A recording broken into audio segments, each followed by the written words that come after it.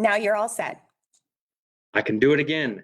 Okay, it's 1:03 p.m. and I'm going to call the Rural Initiatives and Planning Advisory Committee to order. First order of business is to seek approval of the agenda. So move. I'll second it. Okay, Tom moves, Sally seconds. All in favor? Are you calling the roll, Catherine? I am, thank you. Warden Marks, Yes. Councillor Martin, Yes. Councillor Jiguer, Yes. Councillor Ketchaba. Yes. 4-0, the motion is carried. Thank you. Moving on to approval of the minutes from the May 18th, 2021 meeting. They've been circulated. I hope everyone has had opportunity to peruse them. And if there are no errors or omissions, I would entertain a mover and seconder to adopt the minutes. I would move, Sally. Thank you, Sally. I'll second. Thank you, Dominique. Catherine, all in favor? Warden Marks, Yes. Councillor Martin, Yes. Councillor Jiguer, Yes. Councillor Ketchaba. Yes. 4-0, the motion is carried. Thank you. I would next remind everyone of disclosure of pecuniary interest and the general nature thereof. Seeing and hearing none noted. So we'll move on then with the staff report, the official plan review, the public engagement strategy update. Nancy, I assume that's yours? It is. Good afternoon, everyone, and through you, Mr. Chair. The following report summarizes the changes proposed to the public engagement strategy for the official plan review. Since the adoption of the engagement strategy in March of this year, a revised timeline and set of deliverables has been formulated based on the comments and feedback received from the public and stakeholders. We have also refined the dates for these deliverables and targets for the RIPA committee and council meetings, as well as additional engagement opportunities. I'm available for any questions or if you would like to discuss further. Well, thank you for that, Nancy. Any questions from committee members? I have a few, Mr. Chair. Yes, please go ahead, Dominique. Thank you. Just pulling up my notes. So thank you for these. I think it's nice and responsive already to what we are or you are hearing.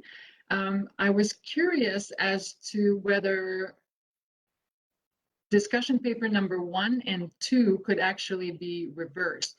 Only because I know in the Malahide discussion, the issue of development and servicing is we're having the discussion in light of some changes in the PPS language that favors a bit more flexibility. And I thought, would it be beneficial for all of us to be aware of that first? And the consequences of the changes in the PPS, and then we could look at number 1. But I wasn't sure if there was another driver for your sequence. Through you, Mr. Chair. Essentially, that first report servicing development is considered to be the hot button issue in amongst many of the municipalities. So in an effort to provide the report sooner, we've elevated that as the critical discussion paper basically to provide. There will be discussion in that report about the PPS changes and overall a review of the PPS. So hopefully that will cover off on that as well. And then I think it will be properly reiterated in the ministry changes as well as the PPS report. Okay, great. That made sense. I figured there was another thought about the sequencing. And if I may continue, Mr. Chair, just a couple more comments. Thank you. So yeah, just to say, I welcome definitely the fact that we will be presented with options. That's always my preference when the options are presented with the risks and the benefits of each option. So definitely appreciate that that's the way we are going.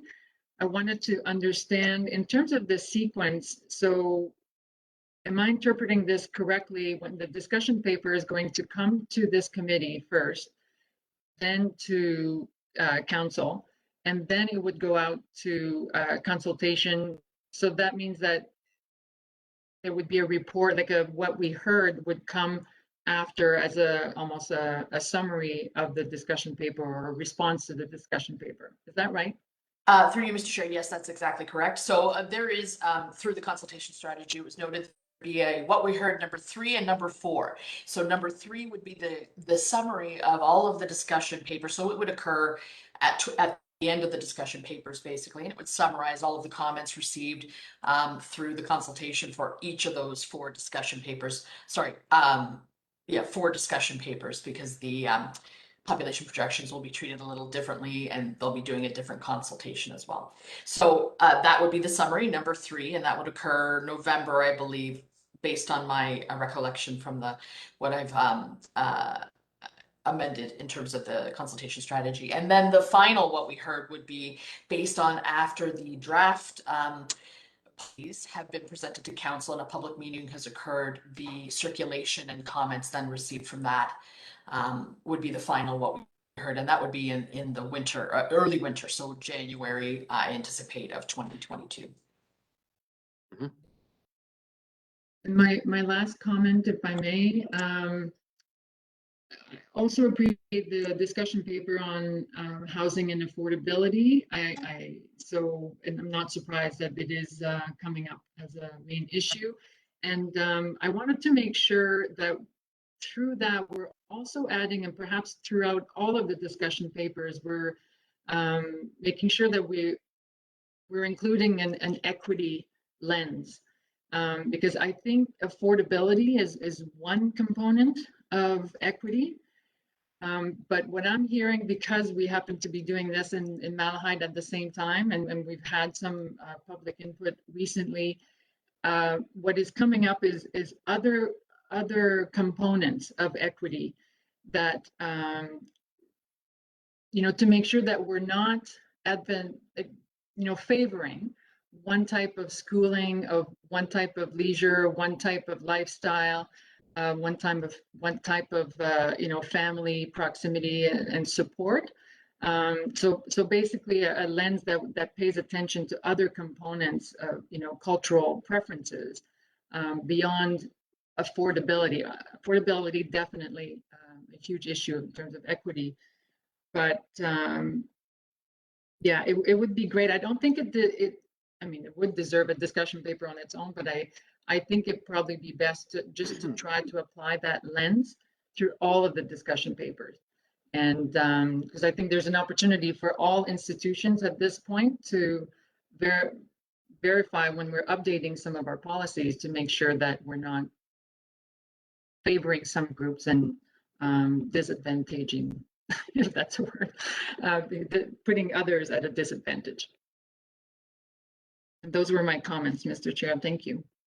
Okay, thank you very much. Any other comments and or observations regarding this staff report?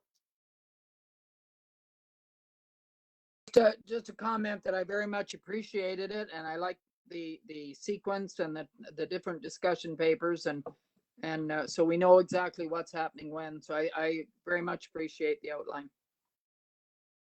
I would concur with those comments. Absolutely. Yep.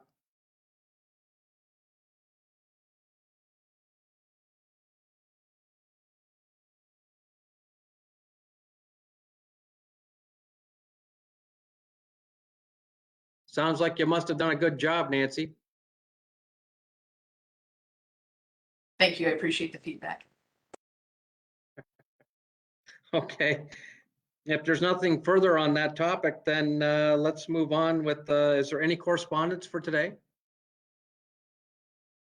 And just a question, Mr. Chair. I just wanted to clarify. So I see that the strategy was included as part of the package, but were there actually any changes in the strategy itself? Through you, Because Mr. those Chair. are hard to find. Yeah. Sorry, through you, Mr. Chair. They're incredibly minor. That's why it was really hard to say this was where you changed. But the biggest changes occurred under the headings that I mentioned in the report, and that was let me just refer to it really quick. Under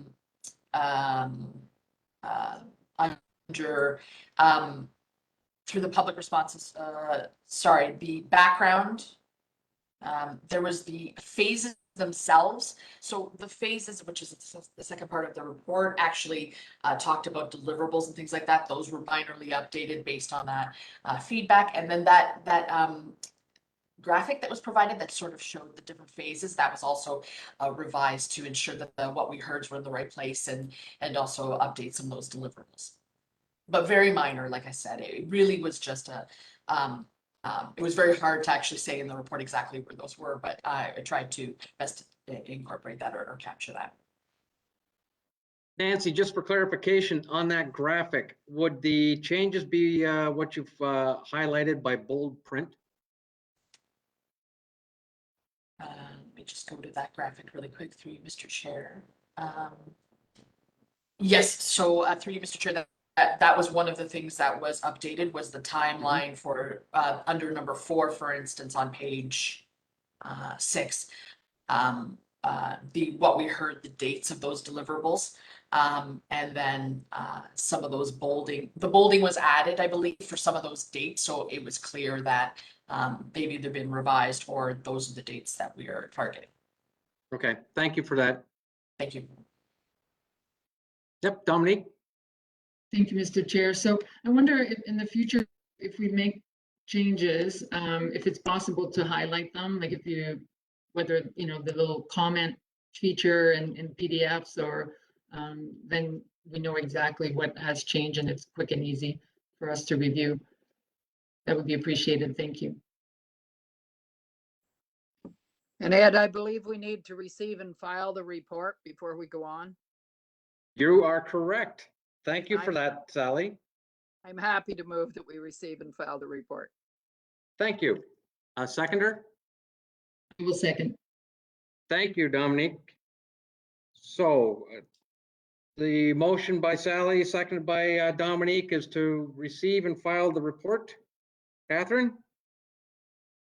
Warden Marks, Yes. Counselor Martin, Yes, Counselor Jiguer, Yes. Counselor Ketchiba. Yes, 4-0, the motion is carried. thank you. Now I'll ask, is there any correspondence for today's meeting? No correspondence received, Mr. Chairman.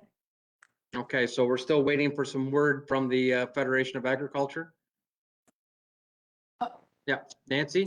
Sorry, I don't know if I could do this, but through you, Mr. Chair, actually, we did receive an email from the Agricultural Advice, the Elgin Federation of Agriculture, and they indicated that they were nominating Donna Lunn to the committee, and that she would be the RIPA representative, and she would be attending the next RIPA meeting, I believe.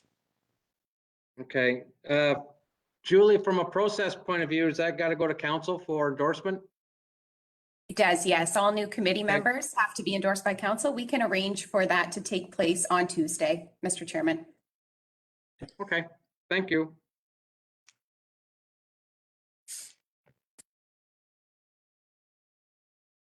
Okay, so we have, according to our schedule, the next meeting then is in July. Well, anyone remind me what that date was?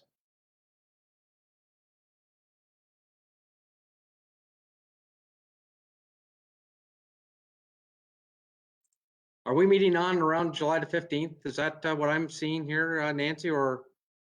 Yeah, Is it all right? Through you, Mr. Chair, based on the report that I provided, personally, I think it might be a good idea to target the week of July 27th, which would have then several of the reports that will ultimately be going to council as well. So there should be 2 discussion papers as well as the what we heard stakeholders summary responses to review at that meeting. So it would be a large agenda, I think, but certainly necessary for the OP review. So that's what I had indicated in my report. okay, thank you for that.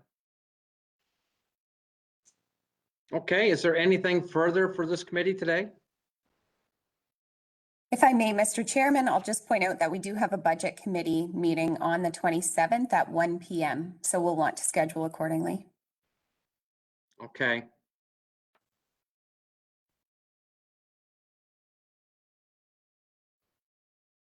I'm we free. might have to. I'm sorry, I'm free the whole day, so I could go at any time on the 27th if you wish. We have council meeting that day, No? morning. Yeah, I'm free. Yeah, I'm free as well for both committees. As far as I know, I'm cheap, but not free. Do you want to call for the morning or 10 o'clock? Does 10 a.m. Is that work? enough? It sounded like it might be a longer meeting, so could we start at 9 and then take the time that we need? I think that's pretty good advice. Okay. Okay, so we'll schedule for the 27th of July at 9 a.m. Okay, sounds great. Stepping back to that last, was there anything else before this committee today? That's everything, Mr. Chairman. Okay, then, hey, we're right on schedule with the last one, Mr. Warden. How's that? Motion to adjourn? Yes. I believe that you're moving that. Do we have a seconder? I'm happy to second it, Sally. Thank you. Okay, call the question, Catherine? Warden Marks, Yes. Counselor Martin, Yes. Counselor Jiguer, Yes. Counselor Ketchiba. Yes. 4-0, the motion is carried. Okay, now Sally and Dominique, can I ask you to stick around for just a minute after the meeting's over? Certainly.